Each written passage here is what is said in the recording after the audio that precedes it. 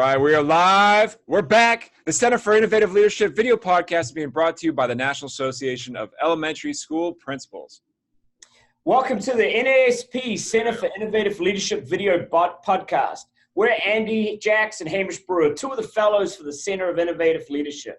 Andy is an elementary principal at Ashland and Manassas, Virginia, and I'm a middle school principal at D. Fred Lynn in Woodbridge, Virginia.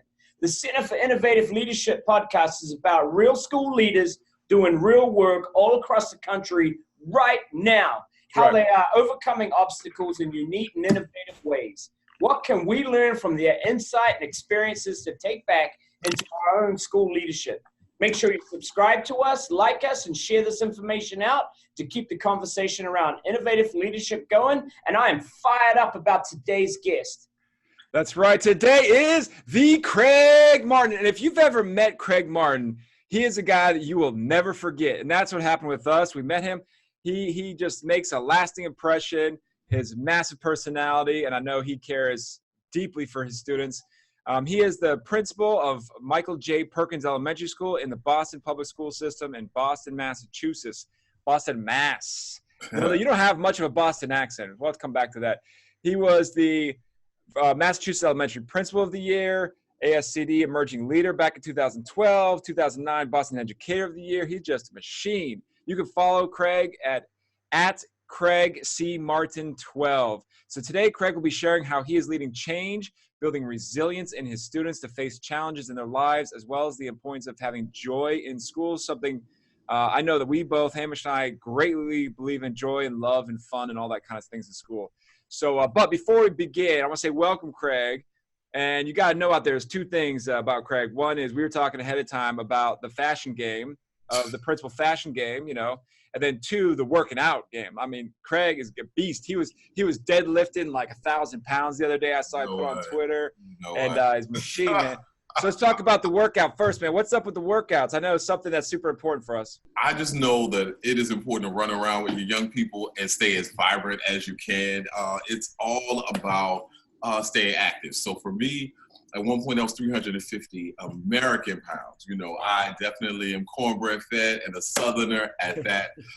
So I tell you that I had to get to a point where I was being active and running and playing with the kids and enjoying myself and not, pausing or stressing out or having some kind of health condition hinder me from being as all in as I want to be. So I stay working out.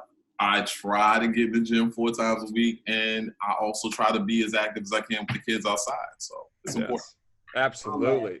My man. What's the favorite thing you like to do for working out now? Like what's people like the bench, people like the squats, you like the curls. What's up? What do you like?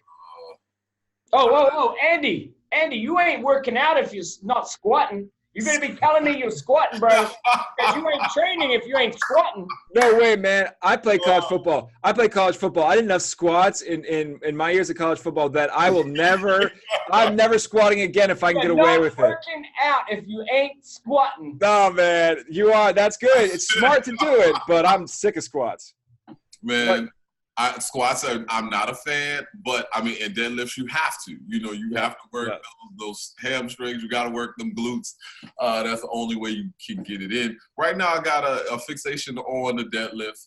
I feel like you feel strong when you're doing it. I mean, there's other things you can do to also feel strong, but I'm like, it's in your hands completely. Well, Craig, dude, I am super hyped for this conversation. Yep. I've been waiting for this one for a while. I can't wait to get into it. Let's get started, man. Start by just telling us a little bit about yourself and your educational journey. Let's go. Cool.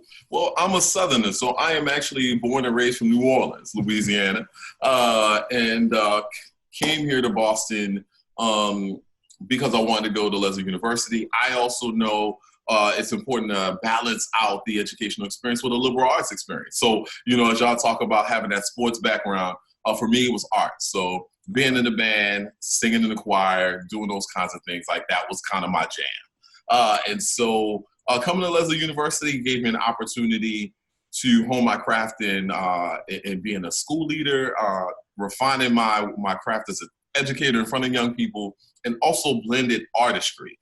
So being able to take drama and and music and art and really fuse it just electrifies the classroom dynamic and subsequently my school community today. So that's something that still you really consider as an important value, like within the school day. You're looking for that. You try to implement more of that with the arts.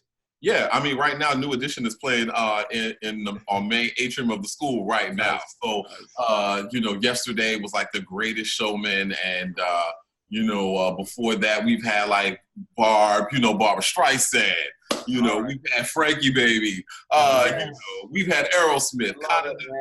To kind of keep a nice vibe in the school community. It is a welcoming experience for not just the young people, but even parents and community partners who come in.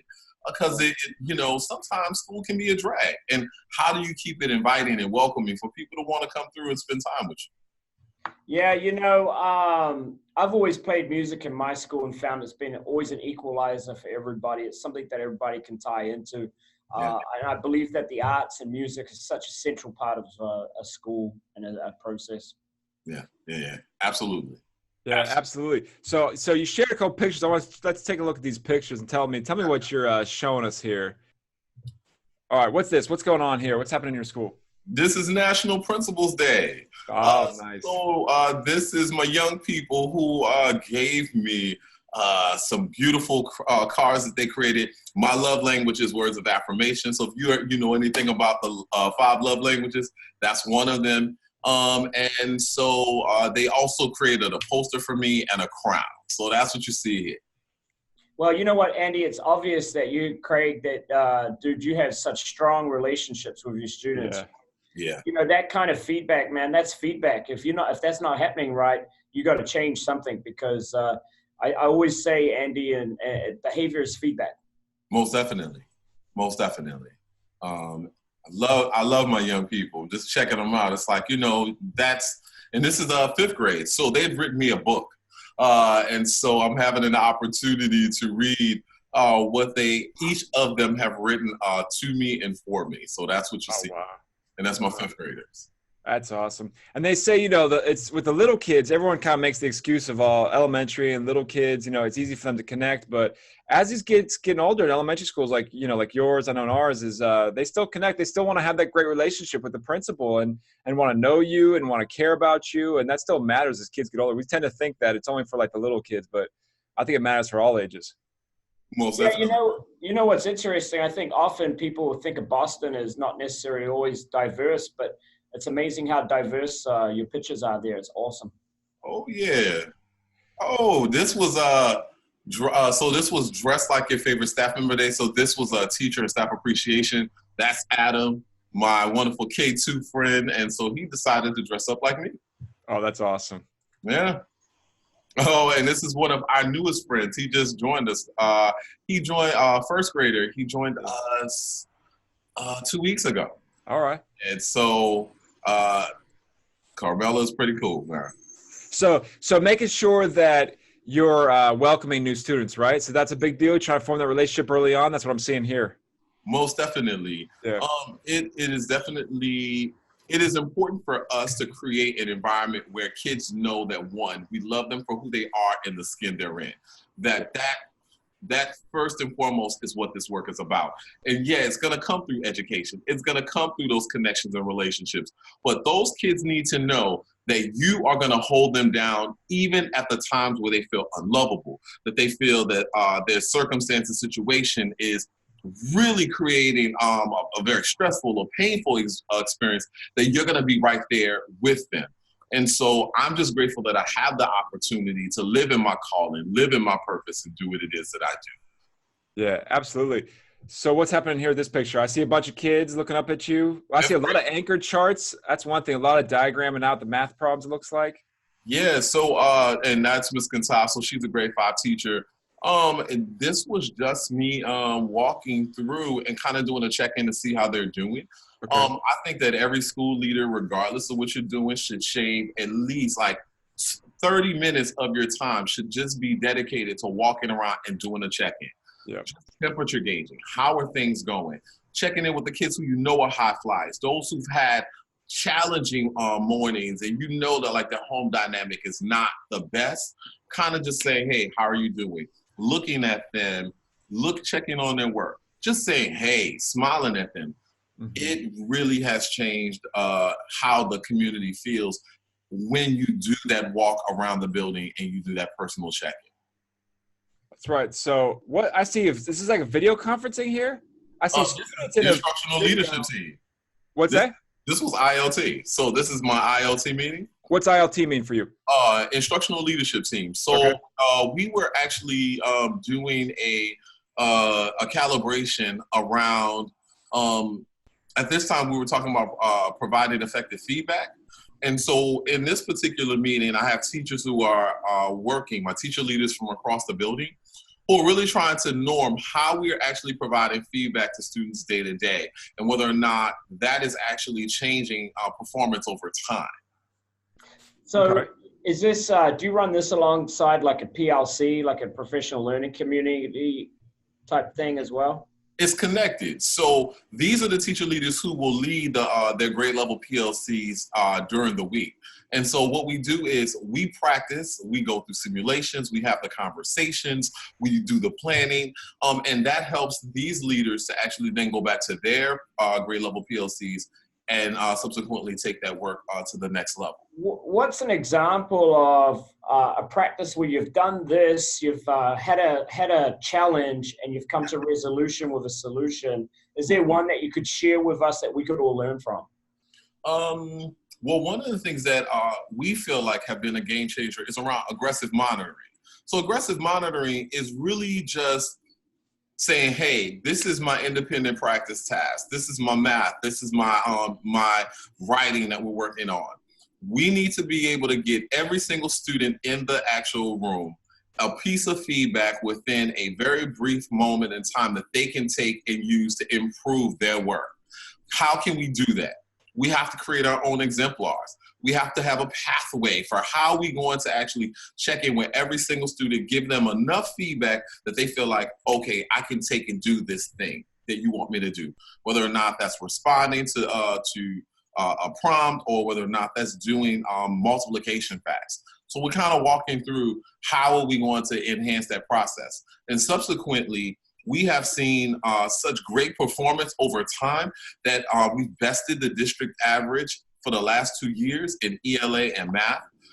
We've reversed the achievement gap for Hispanic students and our English language learners. So they actually outperform the state. And so we're on par to see our students continue to thrive and move in that way. But that has taken a lot of work from these people in the room, being courageous enough to say, I'm willing to do this simulation in front of my colleagues. I'm willing to actually be vulnerable, open up my classroom and my practice. And that's been helpful. And you know what I liked about it? It's obvious that there's an expectation of excellence amongst your leadership team and your staff. When you look at that photo, everybody's there prepared. They've come with their laptops, they've come with their information, and they look like they've come ready to do the work. Great job. Yep. And so what I'm hearing, that aggressive, that's the first time I heard the aggressive monitoring, but I like that, the aggressive monitoring. So that's like laser-like focus, goal-oriented component, right? So you're really trying to target one specific thing, and the more you just monitor it, watch for it, look for it, get it, that's going to improve, right? Yes. So it's a really quick way, whether or not you're using exit tickets or independent practice, that you can hit every kid every day. And if every kid gets a piece of feedback or 2 pieces of feedback, think about how it changes the game. Mm-hmm. You know, before you leave, I did this really well. I need to work on this. And I think that every kid that I've seen wants feedback and know that they're doing the right thing. And they don't want to go home saying, well, I don't really know if I got this thing because I didn't hear from the teacher. So how will I know if I did what you want me to do? And so it's been pretty good. Sure. And then, so let's go back though, because I noticed you had talked about, creating joy in school. That was something that's really important for you, right? And I think the one balance is as we focus really hard on these like goals, right? So we get really like locked into goals and monitoring data. A lot of schools struggle with this idea of that as well as fun and joy and sort of this like feeling of like goodness, right? I think that how do you balance that component, right? I mean, it starts from the first moment you walk in the door. Sure. So it's the moment when kids get off the bus and you say, hey, James, hey, Leela, hey, Tyrone, hey, Tammy, Mm-hmm. so glad to see you. Mm-hmm. And knowing that when those kids walk in the door, they're getting a high five, they're getting a handshake, they're getting a hug, someone is calling them by name. That lets them know that, guess what? We see you, you're valued. We are affirming you just for being who you are. Then you might have some music going on in the background. You may actually have some pictures on the wall that look like you or is you. And knowing, guess what? This is my home away from home. I'm spending 7, 8, 9 hours away. This is my home. And then knowing that we do celebrations, maybe sometimes daily, sometimes it's a mindful moment, a little music, a little dancing. Sometimes it's just about going outside at recess time and go and play a game and rock with the kids. And then we also have, whether or not it's monthly or quarterly, like celebration. So we're going to do a community day of scholars. Our kids are going to be on deck. They're the ones who are the celebrities who everyone is coming to see, and creating a platform where they can shine in their greatness, in their growth, in their performance, just in their humanity, excuse me. And so we found it to be, again, another part of that secret sauce that has made our school community one that people love and adore. Awesome. So tell us how we can connect with you. All these people follow you, connect with you. What's the best way to connect with you? I am on Twitter. So Craig C. Martin 12. Yeah. And I'm on IG. I think I'm still Craig C. Martin 12 on there as well. All right. You may see Principle of Dope, which just means principle of drawing on passion every day. All right. Awesome. So those are some ways that you can stay connected with me. And what's coming up next for you? What's next for you? Well, I mean, I get on a plane in a few hours. So I'm excited about that. I'll be traveling up to Alaska and doing a nice cruise and visiting Alaska, which has been on my bucket list. Nice. I look forward to actually transitioning to become an executive director or superintendent of a school community. So it's very interesting to see this elevation into this place. But one of the most exciting things about at least the school community I will be calling my next home is I'll still be working with kids. And kids who very much look like the kids who I serve on a day-to-day basis. So I'm excited. I've already done a TV broadcast with them because, that's what we do. But I'm excited about that. But I'm still going to be connected to the family across, regardless of where we are in the globe. Well, we look forward to seeing you post up some pictures from Alaska, bro. Yes, sir. Will do, man. Will do. Yeah, you know it. And make sure you all connect with Craig. He is high energy. He's full of love. He's full of passion. And I tell you what, it's contagious. If you're around him, you feel the same way. That's one of the reasons we want to get him on, so that the people around the country and the world can hear him. So some takeaways I got to close up here, Craig. I heard one, make sure you put some music out there. Connect with music. Music is, like Hamish said, that sort of equalizer, connector. You talked about and checking in every day. Going into your classrooms, checking in, getting out there, even if you dedicate specific time just for that. I think that's so important that we feel so busy, but every day you got to check in with those classes. We talk about aggressive monitoring. Yes. Right? With your leadership team. And then make sure you do all those things for our number one purpose, closing that achievement gap. Make sure every kid succeeds, right? Most definitely. And you know what I love about his work, Andy? The things he shared with us today. Yeah. Real work, Yep. real results, and he's proven it can be done. That's right. Most definitely. So give us a closing line, Craig. What's a good closing line? What's some big takeaway? It's right here. It's on the shirt. Yeah. Right here. Y'all talk about fashion. So be the change you wish to be in the world. I think that is the message, man. Outstanding. Well, thanks so much for the great conversation, insight in the innovative practices as a school leader.